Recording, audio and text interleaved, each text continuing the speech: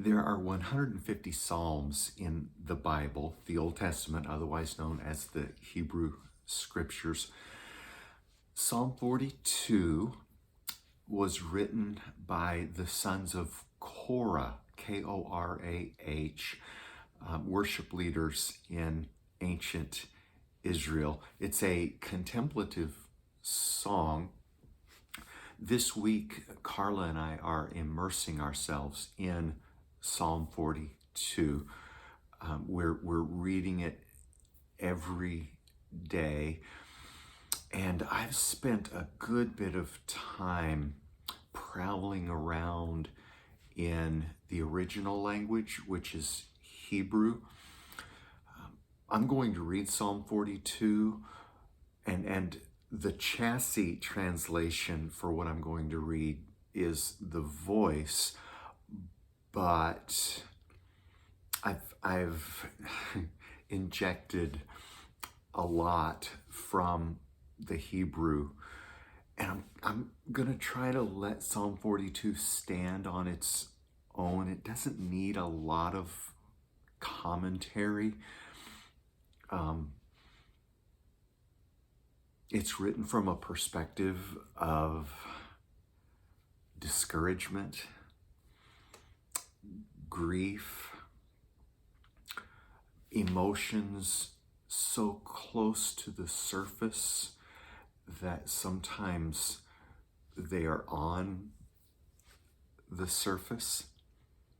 So with that, here we go. My soul is dry and thirsts for you, God, as a deer thirsts for water. I long for you, the God who lives. When can I stand before you and feel your comfort? Right now, I am overwhelmed by my sorrow and pain. I cannot stop feasting on my tears. People on the outside and on the inside crowd around me and say, "Where is your God whom you claim will deliver and make whole?"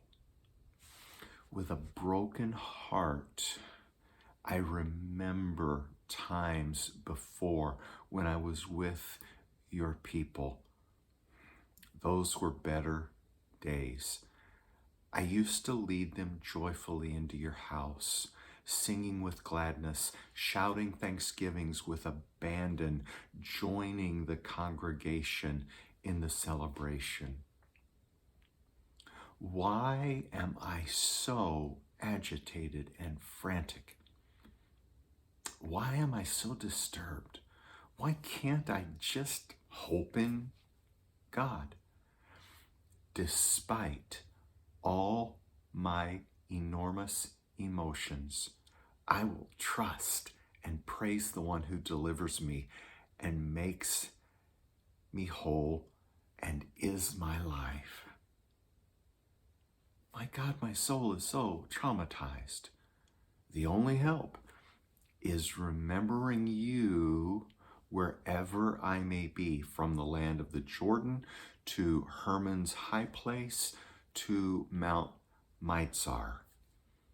In the roar of your waterfalls, ancient depths surge, calling out to the deep. All your waves break over me. Am I drowning? Yet in the light of day, you, the eternal Lord, show me divine love. When night settles in and all is dark, you keep me company. Your soothing song, a prayerful melody to you, the God of my life. Even still, I will say to you, my God, my rock, and my strength, why have you forgotten me?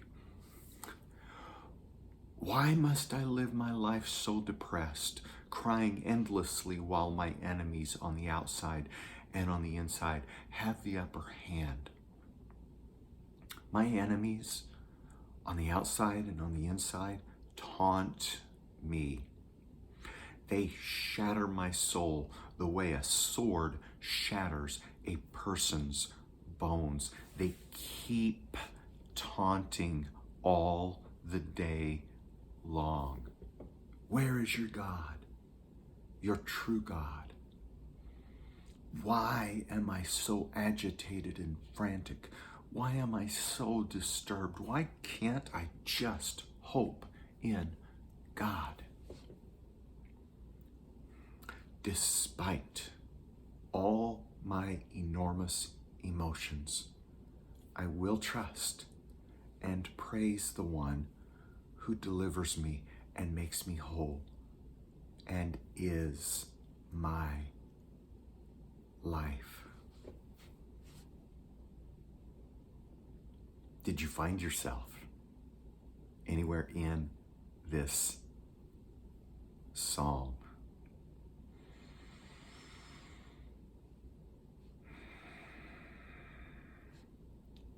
We live in the Kansas City area. We woke up this morning to the reality of a surprise snowstorm.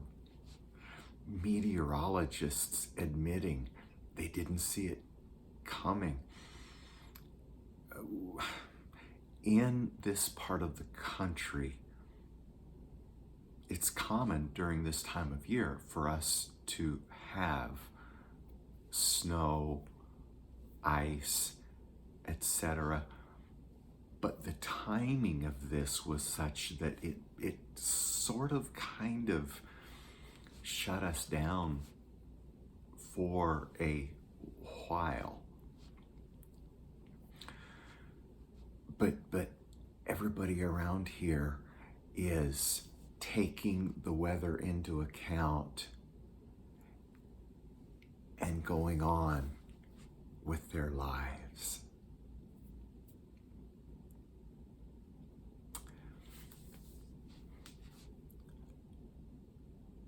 That's what I see happening here.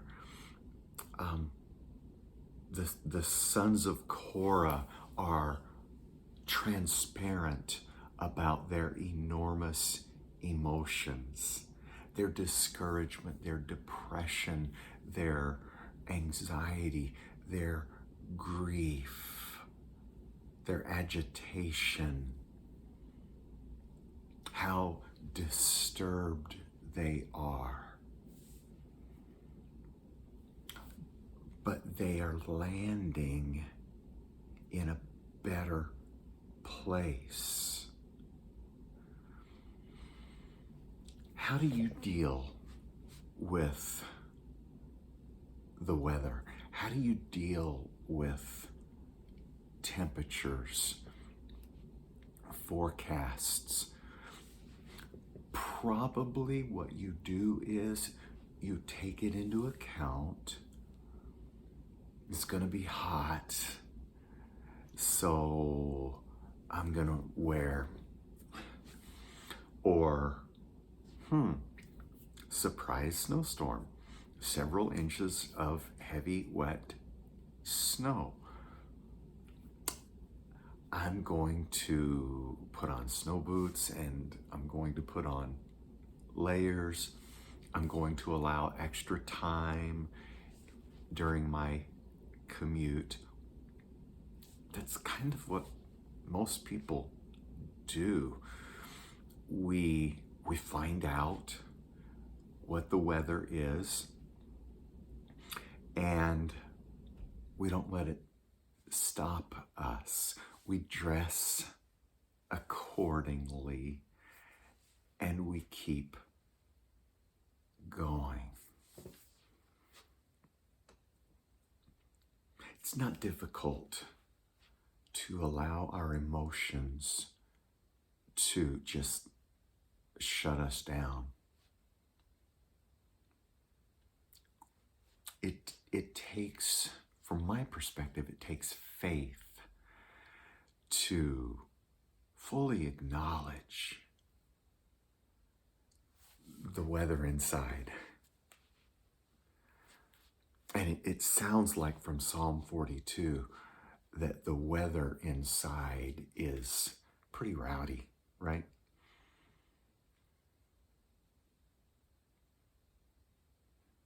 My challenge is, don't let enormous emotions shut you down long term.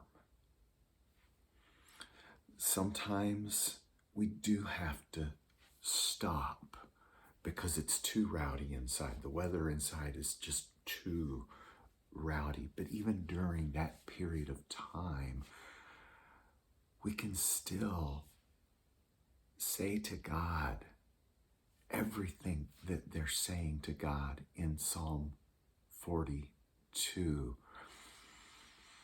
Kind of get it out. And then dress accordingly with our faith.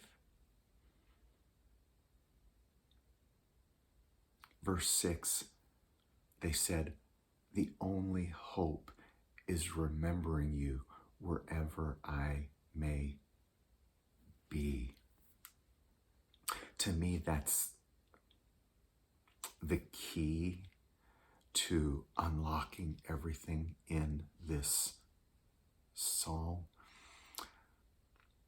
Once we know what the weather is inside, we can return to standing with the realities of God's presence, the realities that do not change when everything inside us is changing.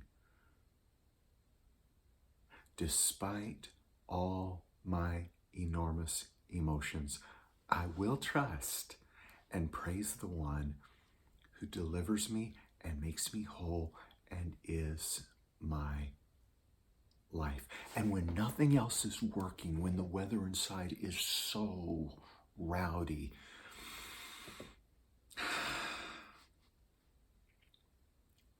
step back, look back to times when it wasn't that rowdy inside. Remember when, where, how God brought you through other inclement internal weather. That God hasn't changed. God is faithful. According to all 150 of the Psalms, God's okay with us venting. God is okay with us telling God just how awful the weather is inside us. And then